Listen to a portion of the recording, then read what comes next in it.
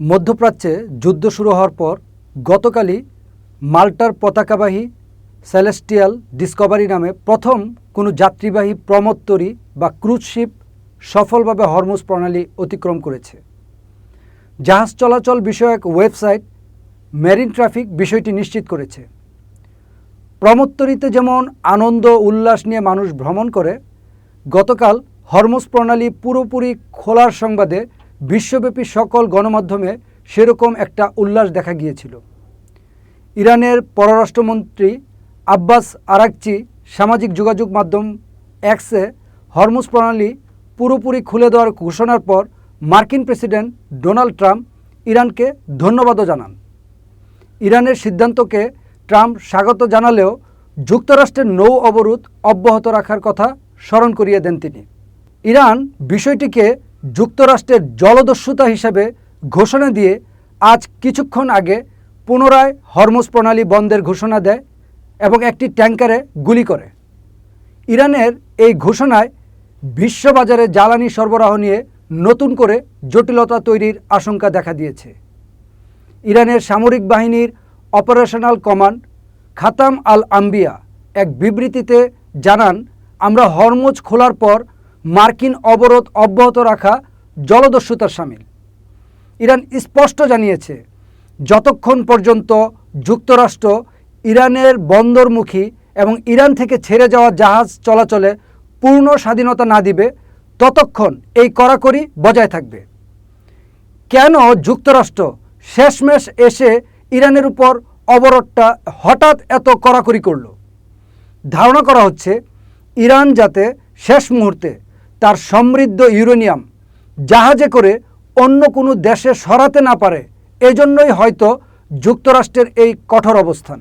গত সোমবার বার্তা সংস্থা এএফপির এক প্রশ্নের জবাবে রাশিয়ার মুখপাত্র দিমিত্রি পেসকভ বলেন, প্রেসিডেন্ট পুতিন ইরানের সমৃদ্ধ ইউরেনিয়াম রাশিয়ার হেফাজতে রাখার প্রস্তাব দেন, যদিও নিজেদের সমৃদ্ধ ইউরেনিয়াম দেশের বাইরে পাঠানোর বিষয়ে কোনো ধরনের সমঝোতা হয়নি বলে সাফ জানিয়ে দিয়েছে ইরান। এ বিষয়ে যুক্তরাষ্ট্রের করা দাবি প্রত্যাখ্যান করে তেহরান বলেছে, তারা এমন কোনো প্রতিশ্রুতি কাউকে দেয়নি।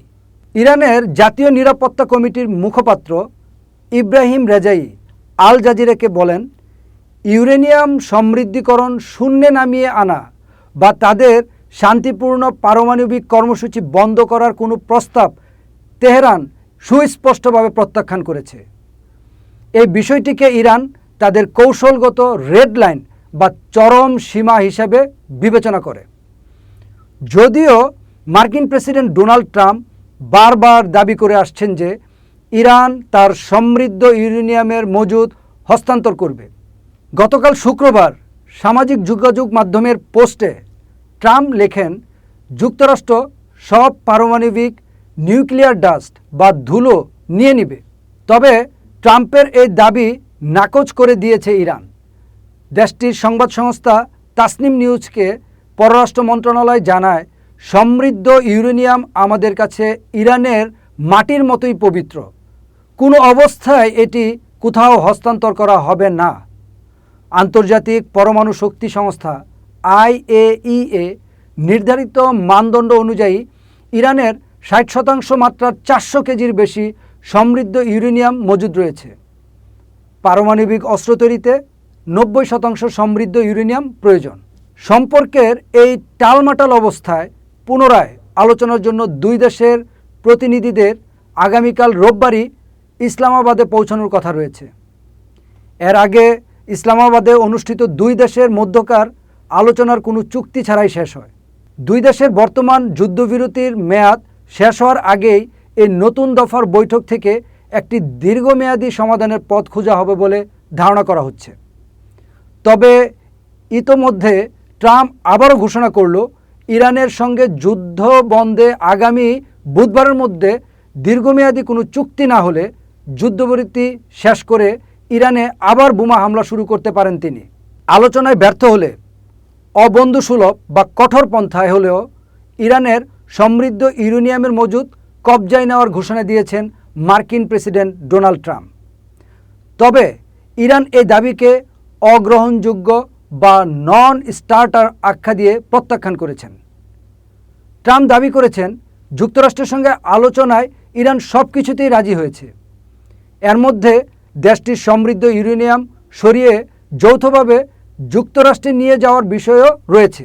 মার্কিন সংবাদ মাধ্যম সিবিএসকে দেওয়া এক সাক্ষাৎকারে প্রেসিডেন্ট ট্রাম্পকে প্রশ্ন করা হয়েছিল এই কাজে মার্কিন স্থলসেনা বা বুটস অন দ্য গ্রাউন্ড প্রয়োজন হবে কি না। জবাবে তিনি বলেন, না, কোনো সেনার প্রয়োজন হবে না, আমরা তাদের সাথে গিয়ে এটি নিয়ে আসব, আর ততক্ষণে আমাদের মধ্যে একটি চুক্তি হয়ে যাবে, আর চুক্তি থাকলে তো লড়াইয়ের প্রয়োজন নেই। তবে ইরানের একজন ঊর্ধ্বতন কর্মকর্তা ট্রাম্পের এই দাবিকে কাল্পনিক তথ্য হিসেবে অভিহিত করেছেন।